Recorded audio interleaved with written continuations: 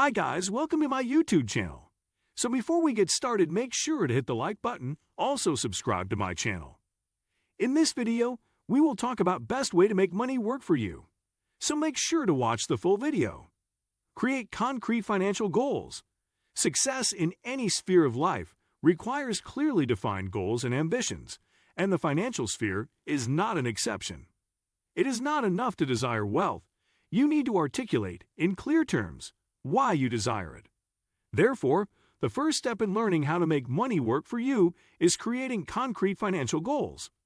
It takes as much energy to wish as it does to plan, said Eleanor Roosevelt, former First Lady of the U.S. So, instead of wishing to have more money or build wealth for the future, start planning. And the first step is identifying your financial goals. Your goal or ambition must be SMART, that is, specific, measurable, achievable, realistic, and time-bound. The S and R are your goals. The easier it is for you to create clear action plans to achieve them. In addition, your financial goals must be broad enough. Short-term, save enough money for down payment on a house within 2 years. Medium-term, pay for your children's college education in 5 years. And long-term goals, retire at age 50. And more importantly, you must learn to prioritize. Rank your goals in the order of importance. If paying for college in 5 years is more important than going for vacation in 6 years, then the former must take priority in the allocation of resources. It doesn't matter what your goals are. The important thing is to be clear about what you are working for. Turn them into SMART goals so you can create action plans to reach them. Invest in your financial education. You have probably heard the popular saying that knowledge is power. While knowledge in itself, without action, is ineffectual, success begins with knowledge. Investing in education gives you an unfair advantage over others. Therefore, to achieve your clearly defined wealth-building goals, you need to invest in your financial education. One of the most popular advocates of financial education is Robert Kiyosaki, an accomplished entrepreneur and author, Rich Dad, Poor Dad. Comparing the power of money with that of financial education, he said, "Money is one form of power, but what is more powerful is financial education. Money comes and goes, but if you have the education about how money works, you gain power over it and can begin building wealth. The reason positive thinking alone does not work is because most people went to school and never learned how money works, so they spend their lives working for money. If you understand how money can work for and against you, you can make better decisions," said Melody Hobson, president of Ariel Investments. Financial literacy is not about wealth, but about understanding money regardless of the amount. It's about how you treat it and how you maximize opportunities. To let your money work for you, you must build the habit of consistently learning how money works. If you are unsure where to start, begin by reading the Sorrow blog. There you will find informative, educational, entertaining, and well-researched articles that will help you master money. Create a budget and stick to it. The best way to make your money work for you is to begin with budgeting. A good budget helps you clearly understand where your money is coming from and where it is going. Budgeting is important because the first step to making your money work for you is having control over your money. The simplest definition of a budget is telling your money where to go, said Oxen Ryder, author of Organized Simplicity, the clutter-free approach to intentional living. Before you can begin to save and invest, your monthly income must exceed your monthly expenses.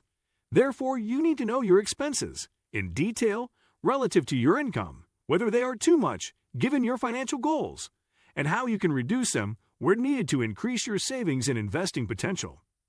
A good budgeting system to start with is the 50-30-20 approach. Here, 50% of your monthly income goes to basic needs: housing, food, clothing, utilities, 30% for wants, vacations, eating out, etc., and 20% for savings and investments. Pay off your debt and avoid new ones. If you have already accumulated debt at this point, you need to focus on paying it off before you can truly let your money work for you. Why is this important? There are some debts, and car loans, student loans, where your interest repayment is calculated on the debt's outstanding balance. In that case, the faster you repay the debt, the lower the amount of interest you incur. In these cases, it's better to focus on clearing your debt before focusing solely on investing. One option would be to split your savings into investments and debt payments, depending on projected investment returns and the current interest rates of your debts. If your projected investment returns are higher, then you can feel confident to begin investing. If the interest rates of your loans are higher than projected investment returns, then adjust accordingly, putting a heavier emphasis on paying down the high-interest debts. When it comes to debt repayment, the debt snowballing method has worked for many people. Here, you start by paying off the smaller debts, while making minimum required payments on the others, gather momentum, and then pay off the larger amounts until you have cleared your debts. Set up an emergency fund. One way to avoid new debts is to have an emergency fund where you can take money to meet unexpected expenses. An emergency fund is a stash of money put aside to cater to unplanned expenses, a car repair, for example, and unexpected circumstances, job loss, uninsured medical situations. Most of the debts people incur are the result of some unplanned expenses or circumstances. However, instead of borrowing at a usually high interest rate to meet those emergencies, an emergency fund allows you to overcome them with the cash you have saved up, with no interest payments to a lender. Before you let your money work for you through investing, set up an emergency fund equal to 6 months of your living expenses, your basic needs, or your basic needs plus wants, as per the 50-30-20 budgeting approach. If your monthly living expenses amount to AED 7,000, for example, you'll need AED 42,000 in your emergency fund. Why should this take priority over investing? If an emergency arises and you don't have an emergency fund, you may have to sell your investments when the market is on an uptrend and miss all those gains, or on a downtrend and take a loss on your investment. Embrace passive investing. Once you have saved enough in your emergency funds, it's time to start investing. Every step that has come before is so that you can get here. Investing is the difference between making money, your money doing the work, and earning money from your own labor.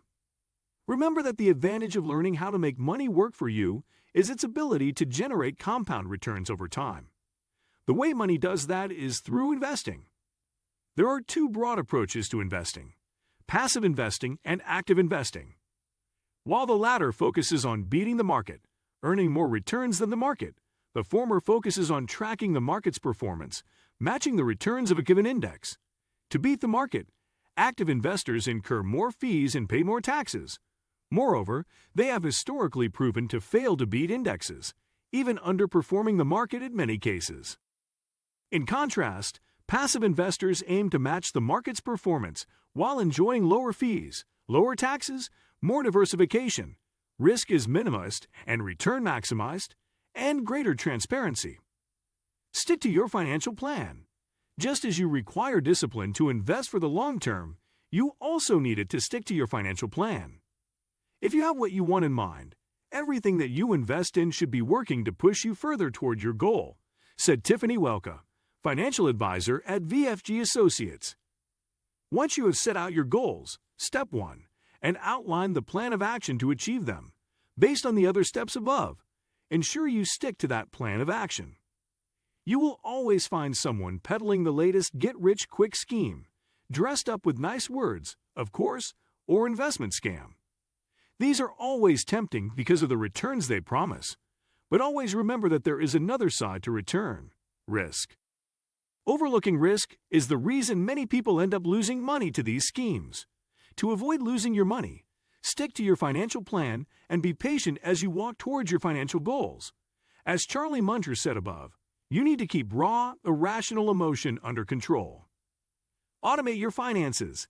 In this digital age, it's now incredibly easy to automate your finances in just about every way you can imagine, from automatic bill payments to automatic investment contributions, according to Kenny Sinor, certified financial planner with Millennial Wealth Management.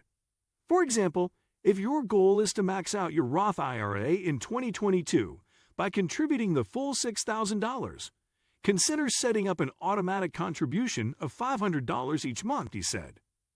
Automating your finances can be a huge help in managing your monthly cash flow. so any automation should ideally occur the same day your paycheck or direct deposit hits your bank account. Invest in the stock market. To really grow your money, your best bet is to invest in the stock market by purchasing individual ETFs, exchange-traded funds, and mutual funds in a model portfolio, according to Johnny Medina, CEO of Naval Financial. The general concept is very simple. Save at least 10% of your gross income. Invest the savings with a long-term mindset and leave it to compounding to do the rest. For example, if you start with $10,000, save $1,000 each month and invest in a portfolio that will yield 10%. After 30 years, you would have $2.3 million. What do you think of our video? Let me know in the comment section below. Before you go, please hit the like button and subscribe to my channel. Thanks for watching.